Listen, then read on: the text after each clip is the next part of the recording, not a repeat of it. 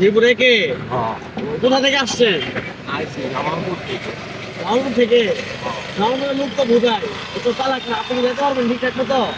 ব্যাগে কি আছে? ব্যাগে ব্যাগে কিছু আছে ভাই? ভাই কাপড় চোপড় আছে একটা জামা আর একটা প্যান্ট। ভাই শীতের কাপড়? না ভাই গরম রাস্তা কি চিনবেন? ওই যে রিক্সাওয়ালা ভাই কইছি, ও কইতে যে আমি নামাই দিই। ও আচ্ছা, তাহলে আর টাকা পয়সা আছে সাথে কিছু? 20 টাকা আসছে, 22 টাকা দিলেও একটা চকলেট খাইছি, 2 টাকা দেওয়া। আলা বল দেয় বুড়ো বয়সে চকলেট খাও। মিষ্টি আছে। বৃষ্টি নিয়ে বাড়াইছো এলাকা থেকে, তাহলে কেমন হইব? ঠিক আছে, তো সামনে যাও, এক নাম্বার যাও, নাম্বার পর আমি রাস্তা দিয়েছি এবং তোমারে কিছু খাওয়া ঠাওয়া দেবো, ঠিক আছে? ঠিক আছে ভাই। আচ্ছা, ওকে।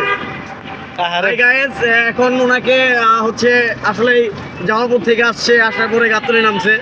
গাবতলী থেকে আসলে রাস্তা চিনতেছে না, অনেকক্ষণ সকালবেলা ভোরবেলা আসছে ছেলেটা, কিছু খাইতে পারে না, এখন পর্যন্ত কিছু খায় নাই।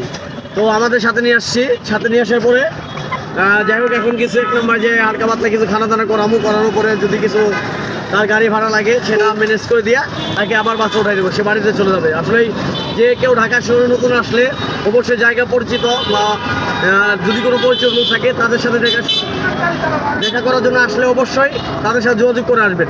এই লোকটার মতো আপনারা কেউ অসহায়ভাবে হারিয়ে যাবেন না।